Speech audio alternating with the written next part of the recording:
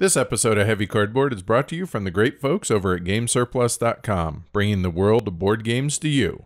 Now, on to the show.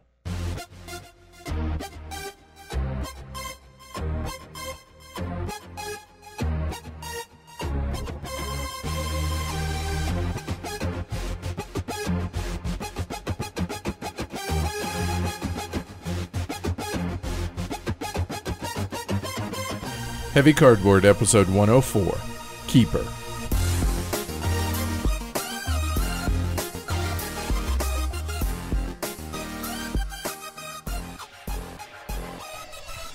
Coming to you from Keytopia, Denver, Colorado. Welcome to Heavy Cardboard, where we talk medium and heavy strategy board games, war games, 18xx, and other related topics in the board gaming hobby. We're your hosts. I'm Edward. And I'm Amanda. Well. Yes. I started a new diet. Again, I really dislike that word because diet seems to intimate that this is something temporary, and it just can't be. In this usage, it is literally the diet that I'm eating, like the food that I'm eating. Meaning this is a lifestyle change for you, right? Most definitely. I know that, but for those listening. So it's keto. I did Atkins when I was in college, but it's different for some reason. Like, I'm not really quite sure why it's different, but everybody says it's different. So, therefore the internet says it. Right, exactly. But Keyper actually is the one that kind of opened my eyes to it because he's on it, and him and his wife both are on it, and they've had very good success and just feel better in general. So I was like, hey, you know what? Weight Watchers isn't working for me because I don't do well with, you can have whatever you want, just maybe just a bite of it.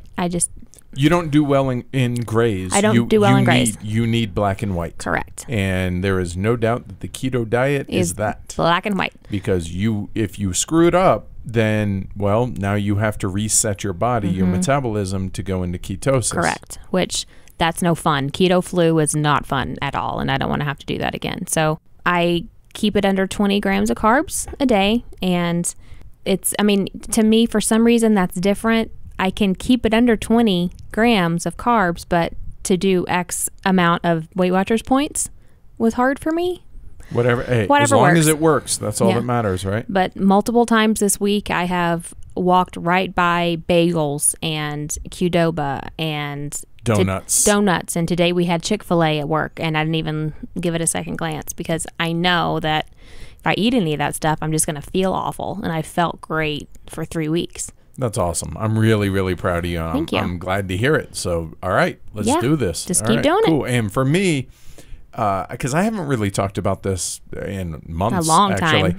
So we're now going on 14, let's see, I guess it's been 14 months now since I've successfully kept the weight off. Yeah. For me. I haven't lost any more weight. I hover between, I don't know, on a good day 210, on a bad day 217. So I'm somewhere in there, and it fluctuates. Yeah, that's just where your body's happy. And that seems to be me just maintaining smart eating habits. I don't eat as much as I used to.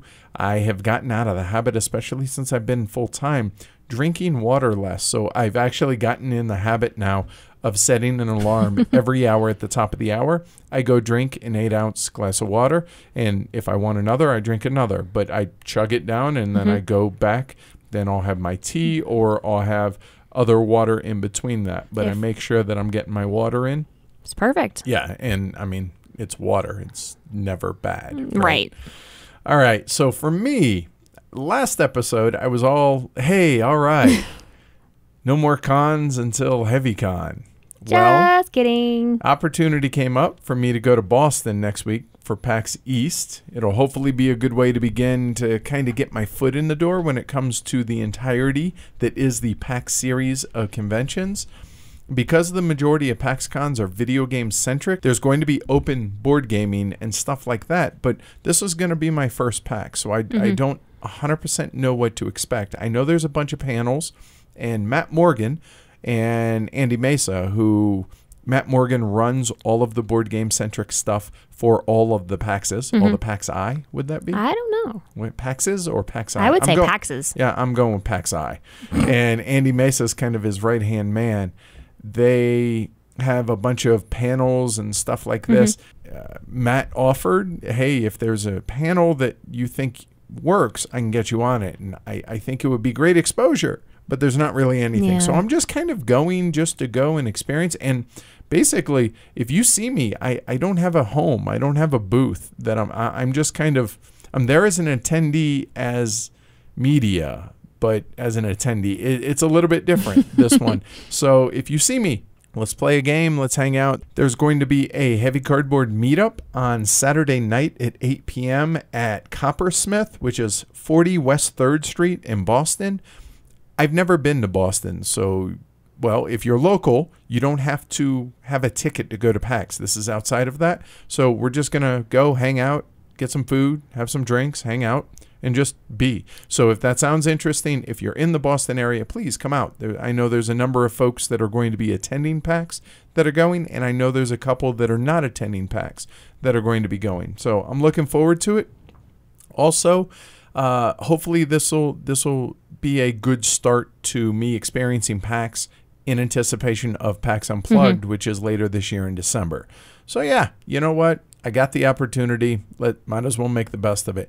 You guys aren't going to notice that I'm gone, unless you're on social media or you email me and you don't get a response for a week. The reason being is we have enough content tied up for both formats, so there's that. Yep. And in the last convention, Keyper came with me, who turned you on to keto, Correct. right? And so this was a little bit of a strange thing that just kind of started up. So I've been having regular, I don't know, bi-weekly, fortnightly meetings. I would say so, yeah. Breakfast with Keyper, quite a bit actually recently.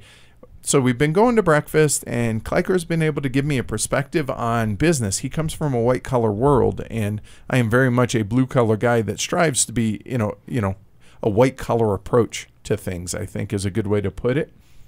And not only that, but just life in general.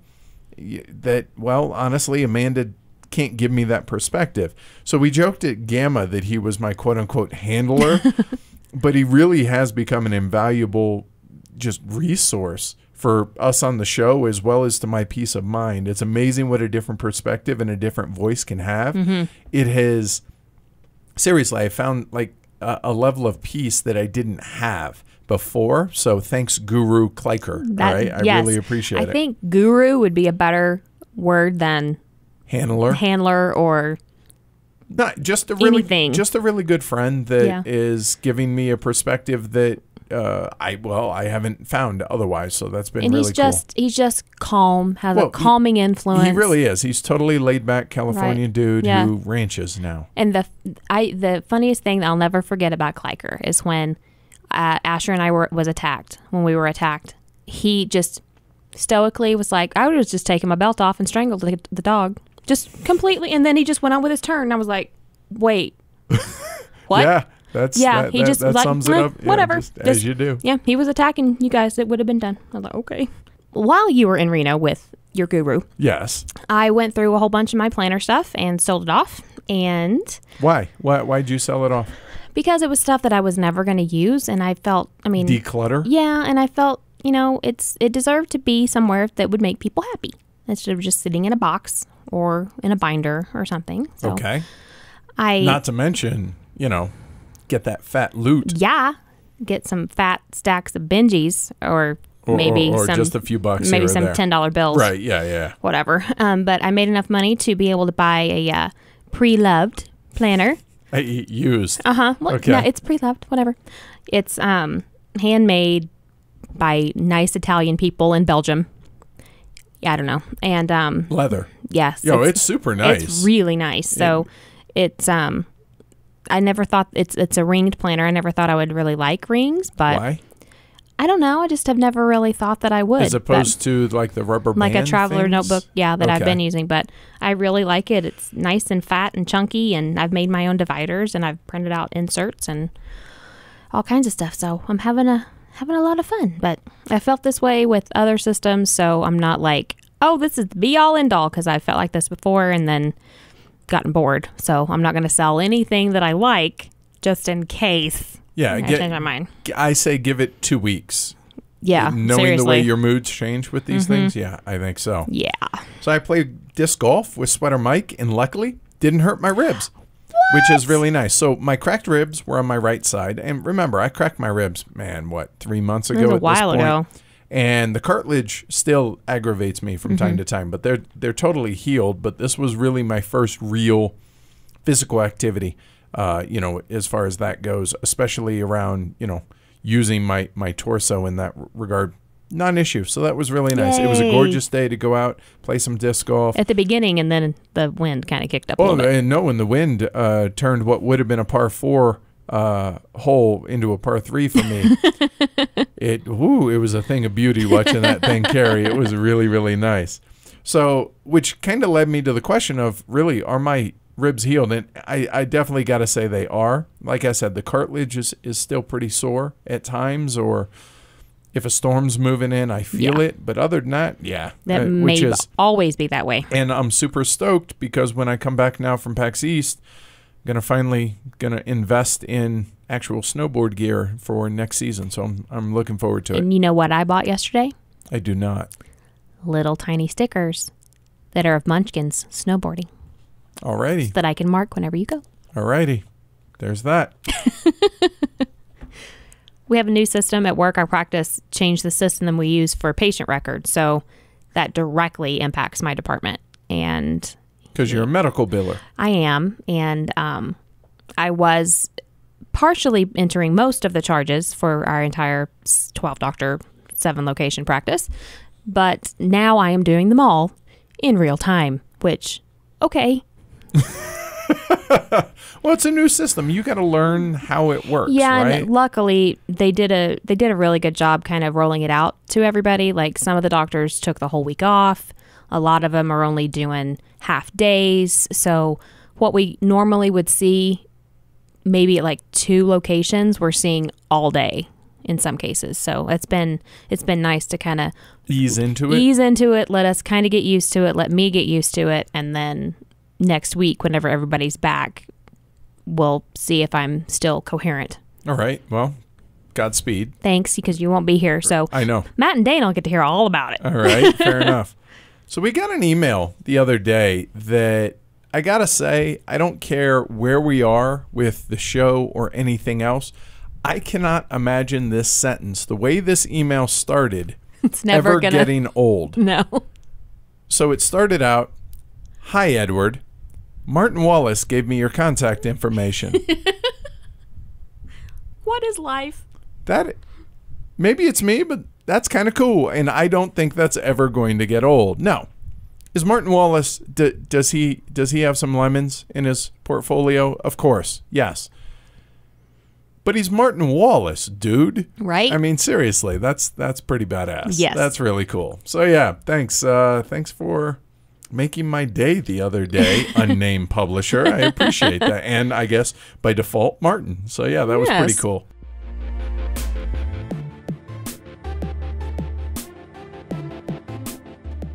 There appears to have been a box delivered with a game in it. It did, and we haven't been getting a lot of those lately, haven't. which is totally fine. Just statement of fact. We haven't gotten a ton of games. It's pretty funny. I'll watch Vassal's, the Dice Towers daily unboxings or whatever, and there are times that I would get really jealous, and then I would watch all the games that get sent and just, nope, I think I'm okay. I think we're good. I think we're all set there. The game that just arrived is Petrichor, along with the little expansion in there. So, yeah, looking forward to bust that out. We had the prototype of it. Yeah, I'm excited to see the final version of it. I am too, even though that was a really well-produced prototype. It's going to look a lot similar, I imagine. But, yeah, so there's that. As far as the on the shopping list, really, not a whole lot. I did hear through the grapevine the other day, I want to say this was on Tuesday maybe of this week, 26 board game Kickstarters dropped on the same day. That's just crazy. And I went looking through them, and I was like, yep, I'm all set. And just people losing their minds about some of these. And I just not your thing. Yeah, just not my thing. But it was pretty crazy that there were 26 in one day. I mean, was that like a coordinated thing. I can't imagine, because that can't be It wouldn't- good, because I there's wouldn't only think- so many dollars to right. go around, Like, right? why wouldn't you ask people? Well, I mean, I'm these, sure that these are there's- set up months and months and months Yeah, in but advance. that's very, very strange. Yeah, well, I know there have been studies done on what are the best days of the It week has to to- start your Kickstarter, what best days of the week to end your Kickstarter, this and And that. when to end it, I'm sure. Right. I'm sure that had a lot more to do with it than anything else. and work backwards, kind Yeah. of, that type thing. So, whatever, that's fine, no worries. Yeah. As far as looking forward to playing, honestly, it's just this weekend Mm-hmm. for me. We have Antiquity on Saturday. I'm not going to use all of my wood. So, for those listening that are not familiar with splatter spelling games, or if you're familiar, you just haven't played a lot of them, here's a pro tip. If there's wood in the game, do not spend your last wood unless you are spending that last wood To plant more wood. to make sure that you can acquire more wood. Yeah. Yes. You want to see how not to play Antiquity? Go ahead and go watch our playthrough from the Advent and watch me just Oops. not do well. So that said, we're going to be streaming that on Saturday on Caffeine. It'll show up on YouTube the following week while I'm gone. And you know what Sunday is? Easter. It is, in fact, Easter. But you know what also Sunday is? The day that Davis debuts a new outfit. He does, because that means it's April 1st, which is April Fool's Day.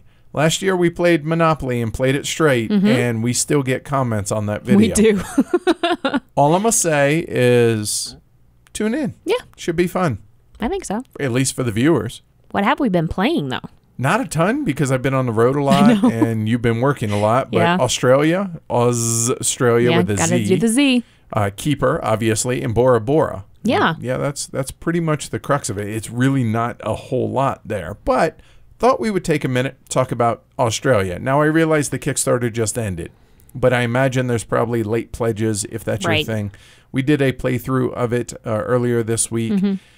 Cthulhu meets train game meets resource collection and conversion action selection game. Yeah, a lot of stuff.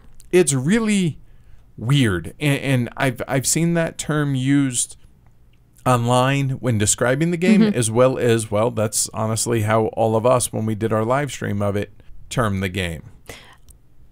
Whenever we sat down to play it on Saturday, it was going to be, it was 5 of us. I was going to learn it with you and play it with you. And just kind of double up. Yeah, right? but I cannot get past my utter dislike of Cthulhu and Lovecraft stuff in general. So Well, when you say your dislike for it, just like, I just ooh, don't. gross, like zombies, because you're not big on that either. I hate zombies. They freak me out. There's zombies because that's funnier.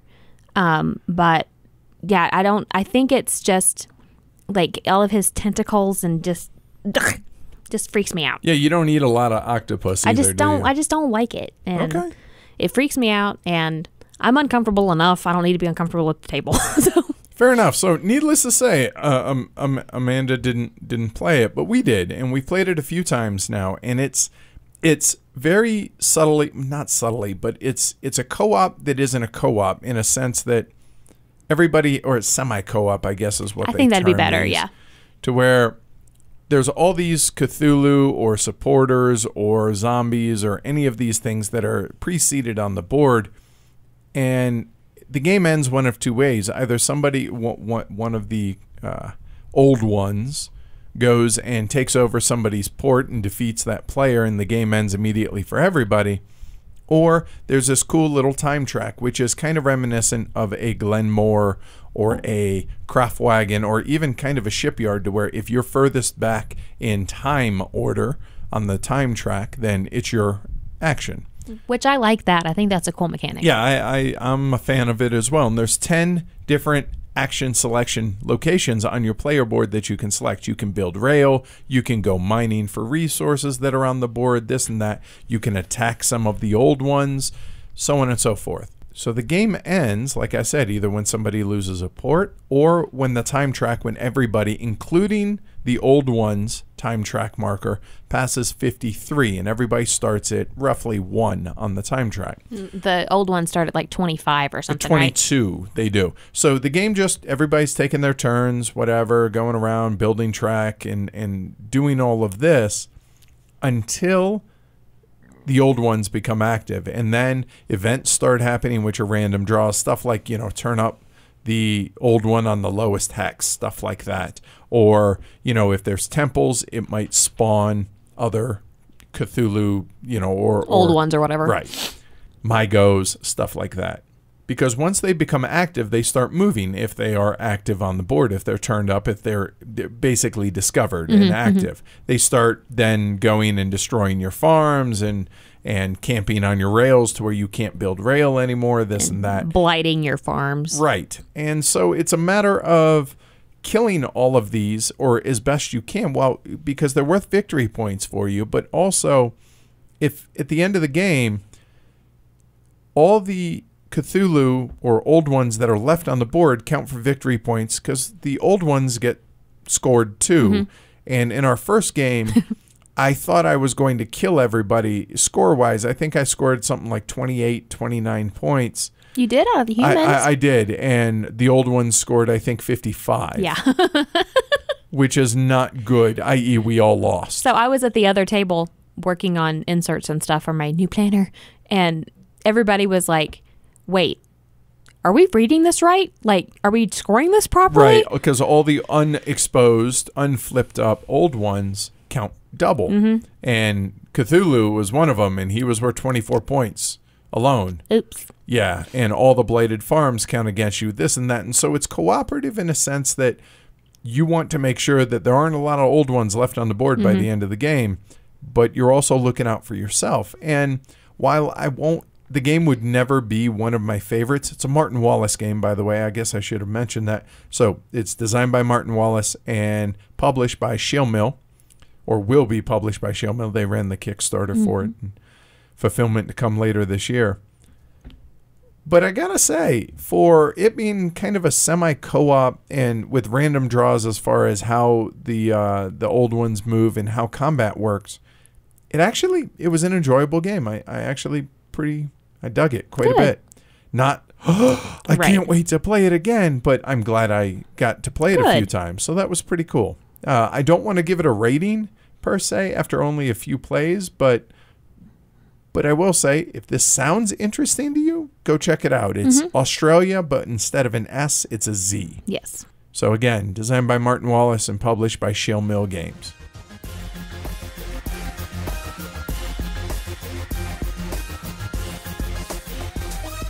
When we were at Lariacon, you were foisted a copy of Fresh Fish. From Nuno himself, correct. It was his copy that he wanted you to take back to America and give away on our show. Well, he wanted me to have it, and then I was like, well, I'll give it away on the show. Is that okay? He's like, yes. And I was like, okay, done. Then we will hoof it back to the States. Yes. So we just did a random number generation and determined that entry number 32 is our winner. So Marco C., Mr. Lasagna and Lisboa, congratulations. We will be in contact here shortly as far as making sure that Fresh Fish gets out to you. That is correct. Thanks to all of y'all that put in for it, and apologize that it's a week late on the delivery on that.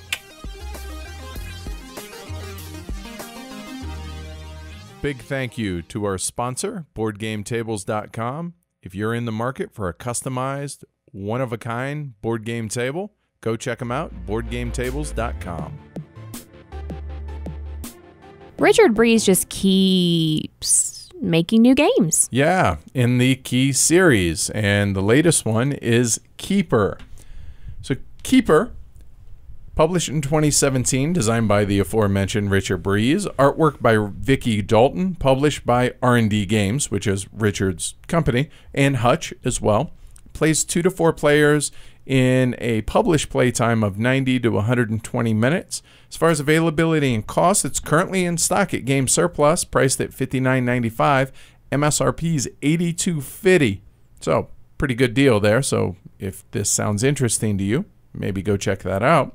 As far as players and player counts, played all across the board, 2, 3, and 4. I think we have 5 plays of the game in.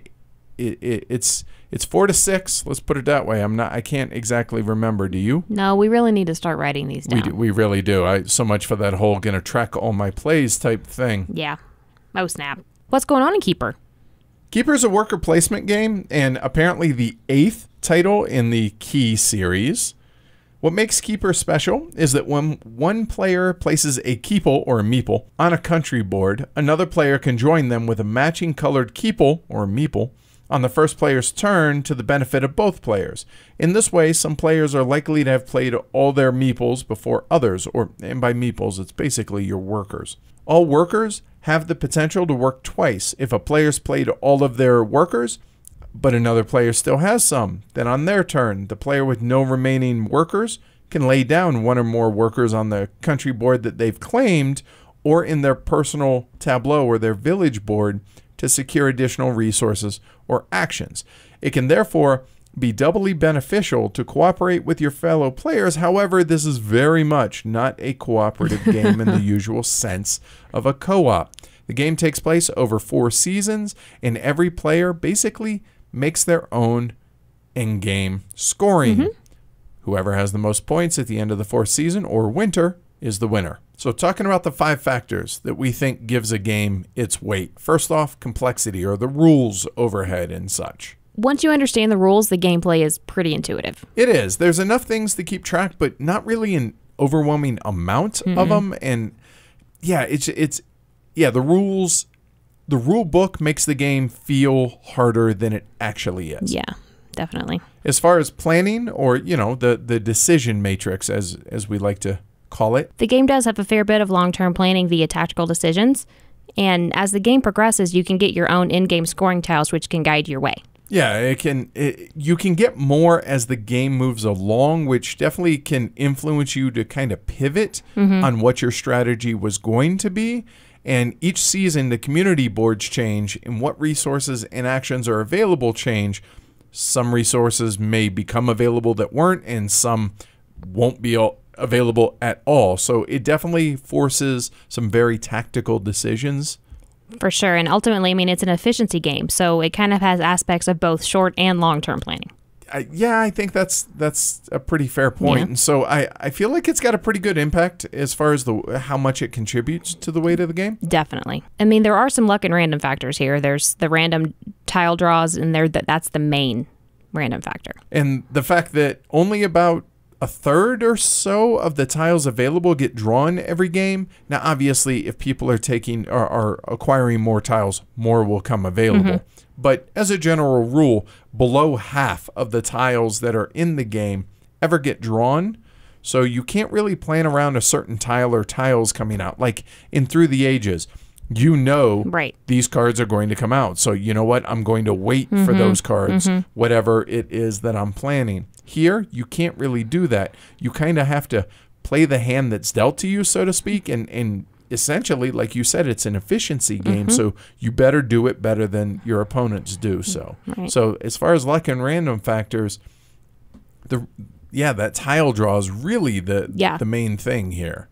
The game length feels good about at the 2 to 3 player count, but it can drag with 4. Yeah, I'm not going to say I don't enjoy it at 4, and we'll talk more about this later, but yeah, the game length, I agree. It feels good at 2 and 3. Can overstay a bit on the 4-player one. Just because the downtime is just kind of bad. And this is definitely going to add weight to factoring in the weight of the game because of that 4-player part, I think. Yeah. What do you think about as far as getting it, though? I think after the spring season, which is the first one, I think that's plenty.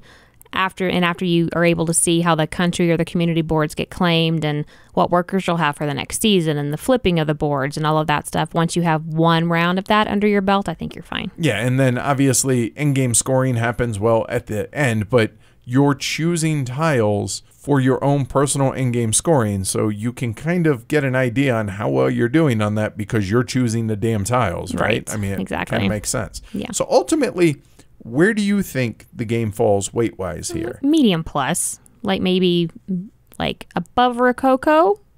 which, you know, is our scale. Right. So it would be 1 point something Rococos. Right. Okay. But definitely below like a Wildcatter's. Yeah, I think that's fair. It's definitely, medium plus, somewhere in that range. Good call. Yeah. I'll buy that. All right, so let's talk about the cardboard. So let's start with the components. There is an abundance of stuff in this game. There are, I think I counted it right, there are 18 different resources, all of which are wooden components, except for the gems, which are, you know, those kind of plasticky gem-looking things. And all the animals are animeeples, right? So you get that, whether they're boars, they're pigs, sheep, whatever. Right. And then all of the building materials are either hexagonal little markers or little wooden, like the colonists in Puerto Rico, right? Yeah. That size type thing. And then there are big chunky cubes for the unrefined resource. So there's a total of 18 different ones in this game. Gotta say, overall, really happy with the component quality here. We have the character edition, but even the base version, basically the main difference between the two is in the character version, all the characters, all the meeples or keeples, as they're called in the game, they're all silk screened. Whatever. Yeah, I mean, they're cute, but yeah, sure. whatever. But and there are some bonus tiles that come in this edition as well, but we'll talk more about that later. Yeah. But what do you think as far as, you know, all of this stuff? I think it's great. I like all of them. I mean, all the cardboard bits are nice and thick, and the player boards are nice and thick, and the little flippy boards for the community, they're all holding up great. Yeah, and you flip those a lot. And I don't know, flippy community boards, seriously, or the country board. Like, I don't know what else to call these. They're flippy. Whenever the very first time we played it, I likened it to a Jacob's ladder, which you didn't know what it was. Which I still don't know what it is. It's a little toy that I got when I was little, and I don't know if it's a thing or whatever, but it flips like that. Like it's a block of wood cut into different pieces, and you hold the top one and you kind of flip it under, and then the rest of them flip down. Oh, yeah. Okay. So it reminds me of that. For me, it reminds me of one of those paper fortune teller things that we used to make in grade school, Yeah. you know, that you would have your thumb and index finger in and kind of, you know, and just the way that kind of flipped around. It's definitely a gimmick, let's be clear, but it works. Right. So, but the reason we're talking about it here right now is the fact that component quality-wise, it's held up really well. Like, I after having it played, you know, half a dozen times or so, I can't tell that it's been played. So there's no creases, there's no wear marks on it or anything. They're not like that. about to fall apart or anything. Right. So overall, high marks, I would say, for the component quality in Keyper. Most definitely, yeah. All right, what about the box size? It's normal key box series, if you're familiar with that. That's just under 12.5 inches by just under 9 inches by just under 3 inches, or 31 by 23 by 7 centimeters. All right, so the graphic design. There's a lot of symbology on a lot of the tiles, and it's not always blatantly obvious what it is. In terminology-wise, it's a bit frustrating until you get it all straight, since everything is key something, differentiating between keepers and keeples. It's cute. I get it. Don't get me wrong. However, it's just, It's a bit much. It impedes everything. Granted, that's not really graphic design-wise, but the graphic design, I feel, is fair at best. Not my favorite implementation, because it's just, if I'm having to constantly refer back to the rule book, there's a problem there. Yeah. And it's fairly consistent. I can't think of any inconsistencies off the top of my head. It's consistent. It's just not always clear. Right. Which fails, as far as I'm concerned, when it comes to graphic design. Then. Yeah, I would agree. And it's even down to the point of some tiles are limited on how many times that you can score the tile, but it's not on the tile. Right. It's only in the rule book, in the reference, which not pleased at that. That should be clear. Yes. As far as artwork goes, artwork's very subjective. It definitely has a key series feel to it. Definitely. But I like it. I think they did a really good job of it. Yeah, I do too. Everything's, you know, the cow looks like a cow, you know. So, I mean, the art is good for what it is. Yeah, I think it's totally fine. Yeah, rulebook clarity and quality. Well, we were able to work our way through the rule book, but I gotta say, rule book's just really bad. It repeats the same thing 3 different ways, 3 different times. And only after rereading sections and referring back to what you read previously did I realize that it's saying the same thing it said earlier, just in a different way. Don't do that. Please, don't reiterate. I can go back and reread if I need. Don't do that. That was beyond frustrating. The way the fair tiles work and the way they're the way they're written in the rulebook, they're written like apples, but in actuality they're giraffes. And it just didn't make sense to me. Like, how am I supposed to infer? I'll be honest, the only way that we have ever been able to play the fair tiles correctly is after talking to Paul Grogan. When he was preparing for his video, I reached out to him because we were going to do our playthrough first, and he was like, yeah, you probably didn't play the fair tiles right. And I was like, no, I think we did here. And I explained it, and he's like, nah, not even close. And I'm like, what the hell? And he said, well, him being in the UK, Richard Breeze also being in the UK, those two know each other. Well, I know Richard, but not as well. Yeah. And he was like, no, I got him to explain it to me, and here. Yeah. I was like, yeah, there's no way that I would have ever gotten from A to C via Q. Yeah, there's just no way. So that was really, really bad. The reference of the tiles in the rulebook is laid out poorly and requires way too much work to find. So they're differentiated by type, which they don't need to be, and then they're alphabetical within that instead of just being alphabetical to begin with. Don't make the rulebook an impediment to people playing. Get somebody that is a professional technical writer and get a good rulebook. This is inexcusable in 2018. Yes. And it was inexcusable in 2017 as well. And 16 and... Yeah, so seriously, work on your rulebooks, publishers. This is not an acceptable rulebook. Is it playable out of there? Yeah, but we're reviewers, so we fought through it. Is everybody going to? No. And it's going to get them off on the wrong foot. So stop doing that. Spend the extra money and get a better rulebook writer, please. All right, so what about the setup and tear down, teaching and learning? Did I mention there's 18 different resources in this? It's a bit of a chore for setup and then separating the different fair tiles and making sure only spring tiles go into the bag at the beginning. It's kind of a pain in the butt, I'm not going to lie. However, once it's set up, okay, then you're good to go. As far as teaching, don't follow the rule book. The easiest way that I know how to teach this game is basically run through how a turn works and then explain the difference between placing keeples or placing workers, then have your opponents have the option to join their workers with yours to take better actions, then talk about what happens when laying down workers to be able to activate them a second time, so on and so forth. Go through that, explain how the fair tiles work, explain how final scoring works, and get started. It's not a super heavy teach, but you wouldn't infer that from the rulebook. Right. You would think it would take, 2 hours to teach it. And as far as tearing it down, individual baggies for all the resources, and then each player has their own starting set of workers and resources. Throw all those in a bag, and you're pretty much good to go from that point. And if you're kind of, over the top like me, all of there's a little tile that indicates your keep. Yeah, your keep. Keyp. Of course.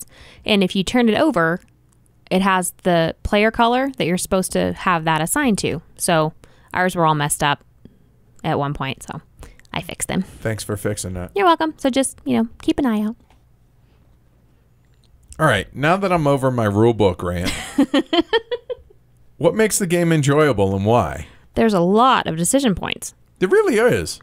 You'd have to balance the need of specific actions versus possibly giving other players more workers, and that's really difficult to do. Right? And the game feels familiar while bringing some new stuff to the action selection or worker placement genre of games. Unlike most worker placement action selection games, getting more workers isn't always the best strategy here. Right. And that's not always very clear. It's kind of counterintuitive to what you would think. Because it depends on what it is you're trying to do, what your strategy is.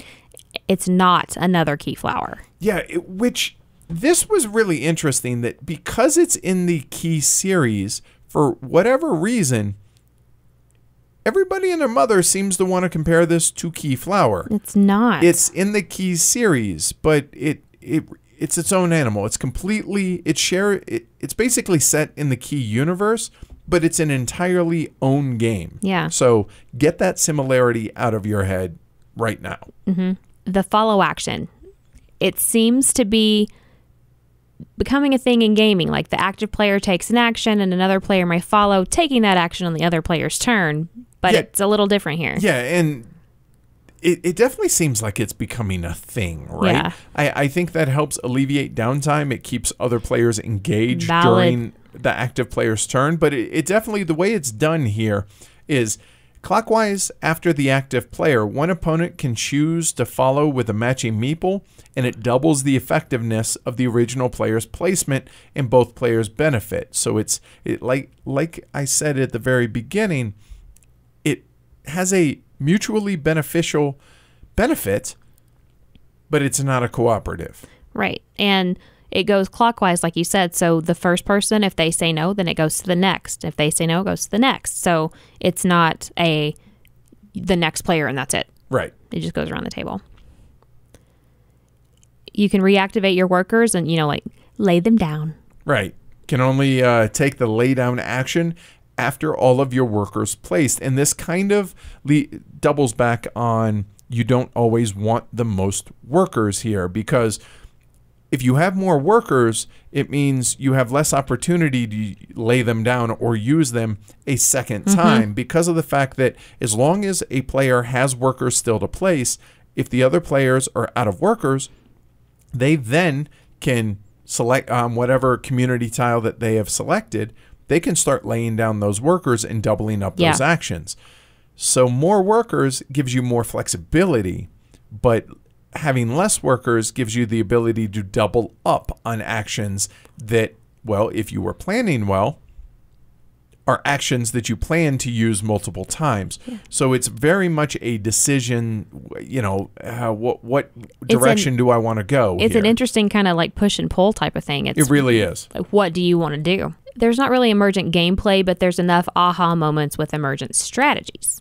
What do you mean by that? So like, you can have fewer workers that allows more laydown actions, but that's not obvious at the first blush. Worker placement means more workers is good, but in this game, it not necessarily. Yeah, because in our first few games of this, everybody was all fighting for more workers. Oh, I want that tile because it's got more workers.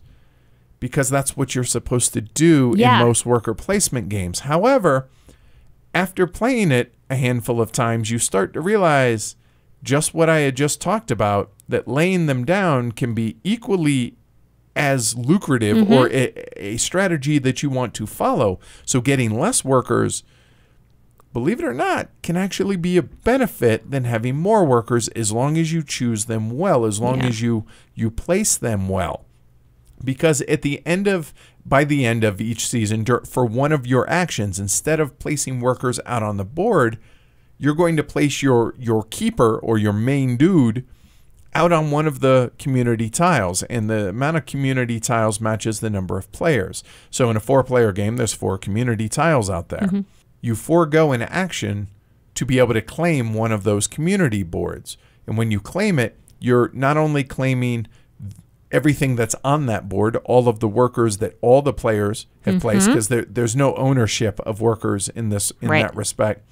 You're just claiming this is the tile that I'm going to manipulate going into the next season, and those are the workers that I'm going to use for next season as well. But in addition to that, as I run out of workers, if you have workers left, now all those workers that are on there, regardless of who placed them, I get to start laying them down, taking those actions.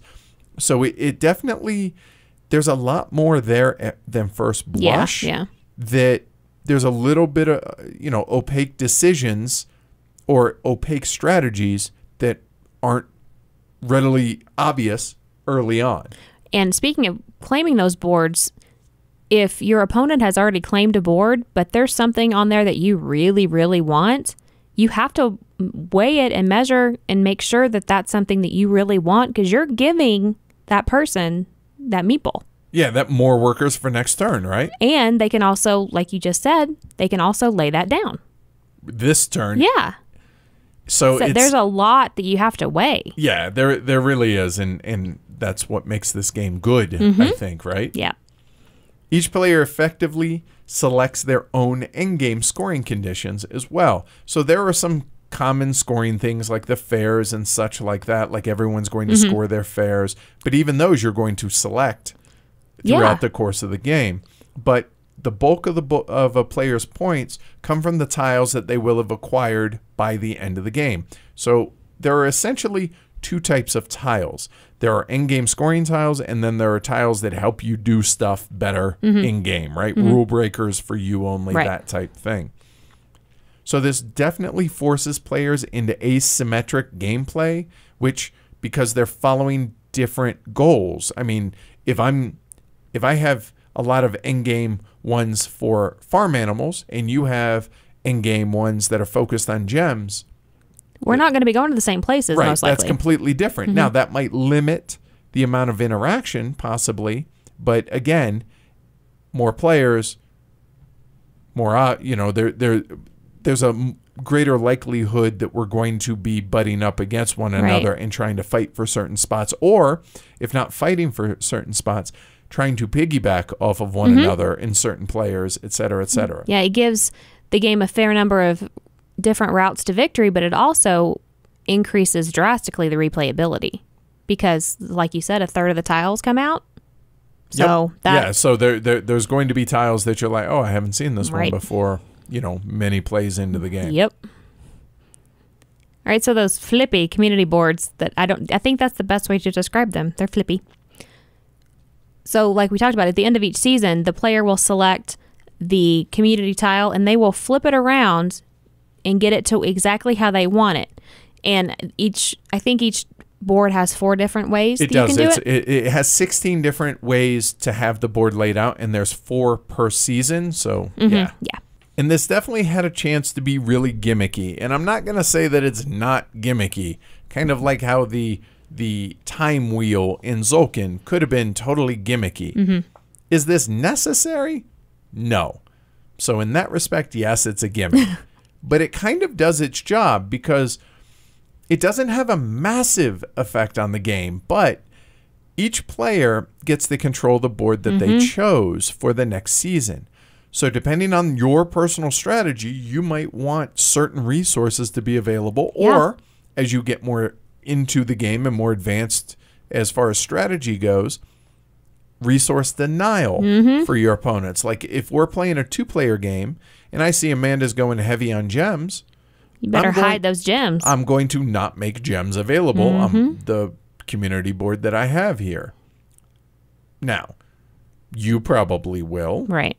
I get that. But yeah, there definitely can be some hate denial, I guess, resource denial in this game with the way that works.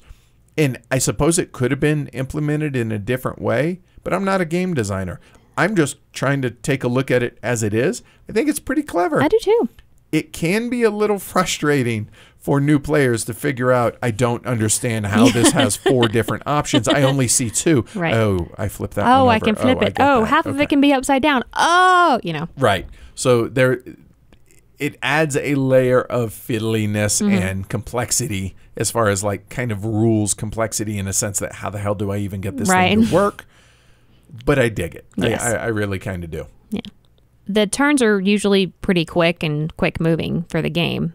Usually. Yes, that is very much true. Yes. However, there can be some. Yeah.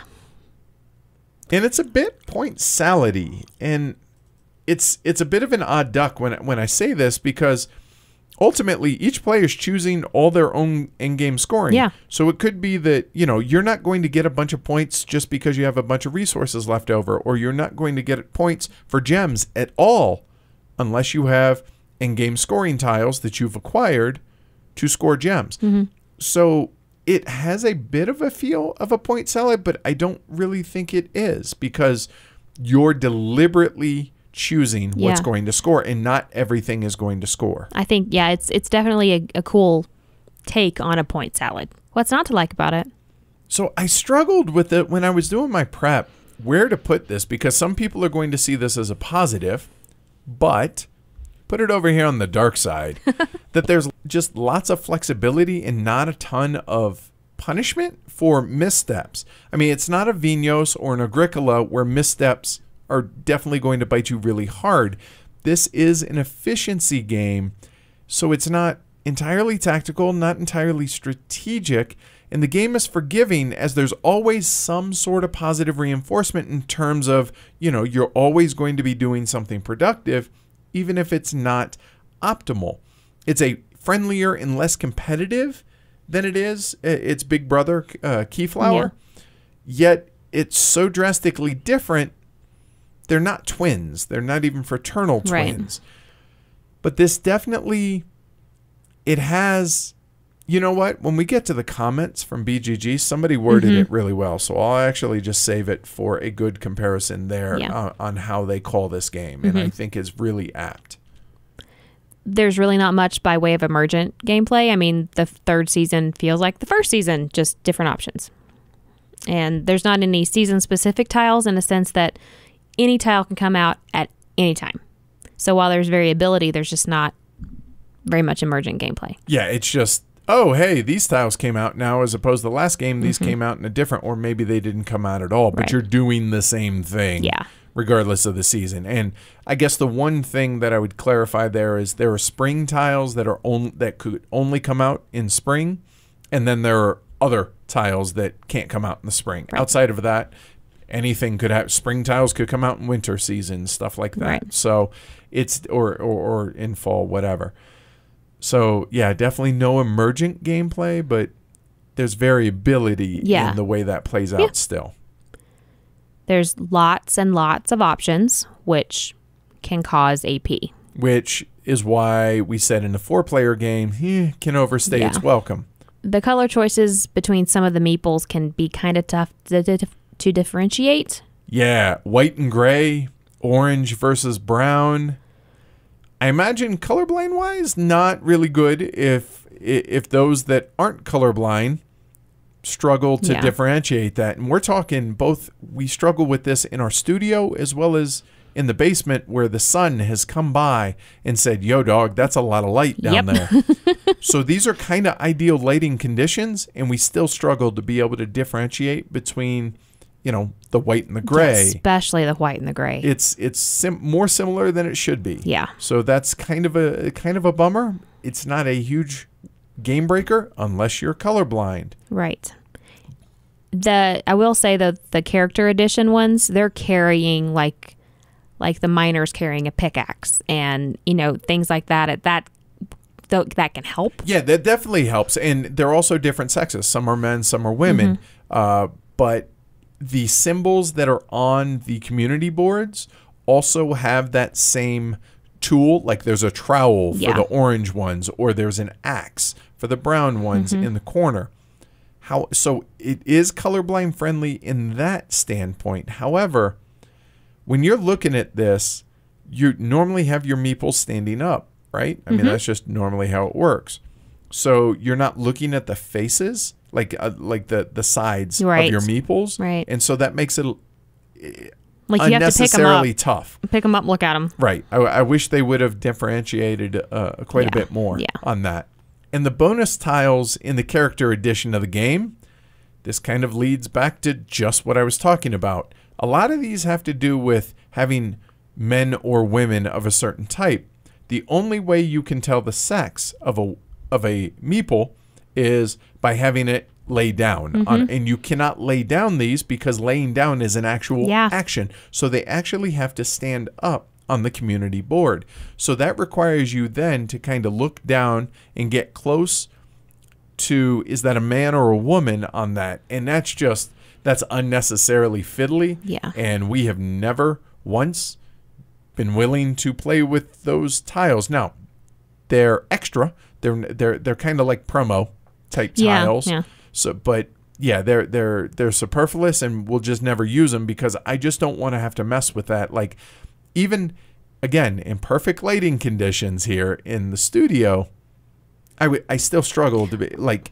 Well, across the table, is that a man or a woman? The only way to tell is that the men are wearing pants, so there's like a little nick in where their legs separate and the women are wearing a dress. And so it's just flat. That's the only way to tell. I mean, other than the face, all the men have beards. And the screen printing stuff, yeah. But other than that, you can't tell. Scalability. Mostly mechanically, it's mostly the number of community boards that are available. It just tightens up the availability of spaces, which is exactly what you would want a game to scale wise. And as far as the feel, the 2-player game feels much more kind of like a knife fight, like don't you think? Like a knife fight in a phone booth. Yeah, I mean, your opponent takes an action, you can follow or not. And if you don't, they immediately get to follow your chosen action, so they could have more actions than you potentially. Yeah, and you might find yourself wanting to take different actions and save your workers, but then maybe if you're not following as often as your opponent, so therefore then they're going to start laying down their workers quicker than you are, and so which not necessarily a bad thing, and that's not it. It all depends on your given strategy, but it definitely feels tight and a lot more cutthroat at 2 players than it does at the higher player counts, I think. Yeah, like 3 and 4 felt similar in a sense that it's a bit more wide open, and while you're trying to play other players' games as well as your own, you can be much more focused on your own plans. And you kind of have to be focused more on your own plans because it's just there's a lot going on here.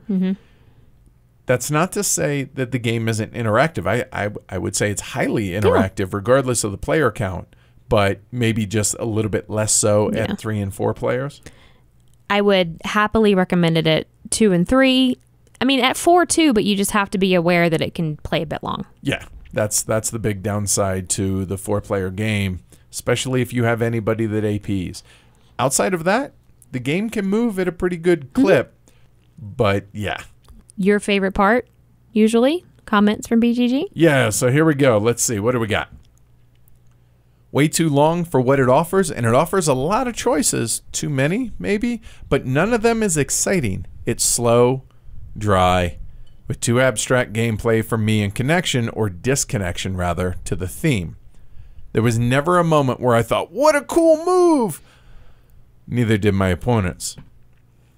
Good that it looks way better than Keyflower, but from now on, I'm sure the Key series is a pass for me. Okay, not their cup of tea. All right. It's rare for a Euro game to be extremely tactical, and when it is, it's often frustrating to watch plans constantly shattered through the actions of opponents. Keyper avoids this by providing plenty of pathways to points and making opponents' moves provide opportunity for better moves, not blocking of others. The game isn't perfect, the gameplay's a bit fiddly, and the clever folding boards are a bit tough to use. But there's plenty of satisfying decision-making across lots of constantly changing options here. Sounds about right. Yeah. I love this. Somebody called it Keygricola. Yes. Not fun. Not for me. Thanks. I like Keyflower so much better. Remarkable production value, though. So, okay. So, at least they closed it on a nice note. It's a little too long. You get enough resources and actions to complete all or most of your plans. Also, playtime's just too long with 4 players. Nevertheless, a good strategy with lots of scoring options, point salad style. Not random, but replayable. Quite easy rules and only little downtime. Not very similar to Keyflower, which is a plus, but uses the same set of icons, which is good for players who already know Keyflower. They said quite easy rules. I assume once you get it down. And right? little downtime, too. It could be. There should be little downtime. You should be planning out your turns when it's not your turn, but that's not always the case.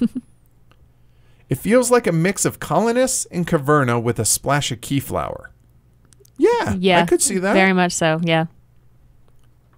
Love this game. May not be the hardest heavy game, but it's still a brain burner, and with so many tiles and special rules, it can cause AP as players try to figure out what to do based on what might come out tile-wise in the future. And this next one is the one that I was alluding to for kind of how the game feels. I'm not a big fan of Uwe Rosenberg games. I feel like they force me to do everything or else I'll get negative points. Keyper feels like a Rosenberg game, but more of a sandbox where you can choose which strategies you want to employ. I really like that. interesting about this game, as well as the player interaction, is it's all positive. Joining the actions of others benefits both players. Combine that with the tension of claiming a board and different colored workers, and this feels like an original take on worker placement. The components are excellent. Love the animal meeples and especially the flipping boards. See? Flipping boards. Right. Really fun to play with. I recommend this one if you enjoy exploring different strategies in a sandbox game like me. I liken the lack of tension in this game to a lot of Uwe Rosenberg's more modern post-2013 games, but it feels completely different. But it has a everyone drives home in a Cadillac, puppy dogs and ice cream. Yeah. Everybody gets a participation ribbon, which normally I really dislike a lot of those games. However, here there's enough new stuff, enough new twists and twerks and just tweaks to existing gameplay that I'm familiar with, that it makes this game a lot better than I had expectations of. When I first heard about this, I was like, this is probably going to be more Key to the City London, which there's nothing wrong with that game. It's just lighter than what I wanted because I really enjoy Keyflower. Then we did our Essen preview show last year with Jim, and he was like, I did some reading on the rulebook, and I think this is actually going to be a lot closer to Keyflower than it is Key to the City London as far as weight. And I was like, oh, cool. All right, I'll check it out. Very pleasantly surprised at what I found in this game. Yes, there are issues. There's a ton of components. There's a fairly involved setup.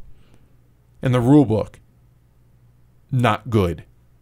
But the game itself, once you get past the setup and the game itself, I found myself really liking this game a lot more than I expected. So, yay. Overall, big fan. Yay. I mean, I'm not going to lie, the cute factor did kind of reel me in with the character edition that we have with the little meeples, or the keeples, sorry, and the flippy boards and the cartoony art. But underlying all of that, there's a very solid game here. There's lots of decisions. There's lots of replayability. There's tons of different ways to go, different strategies to take, different... Just you're probably never going to play the same game twice, and I think that really adds to my enjoyment of it, because I know that I can go one way during one play and go completely the opposite during the next play and still enjoy it. So it's a really, really, really enjoyable game. And your rating, ma'am, would be? I rate it a 5, I think. Really? That's strong. I really like it. I really like it. And you know what? I rated it a 5 until I started thinking about the rule book and how bad that was. And you know what? A game, I don't care how good the game is. If it has that big of a problem, I can't rate it a 5. Okay. So it's not a 5. It's a 4. A better rule book, I'd give it a 5. All right. So yeah, it's a 4 for me. And that is Keyper.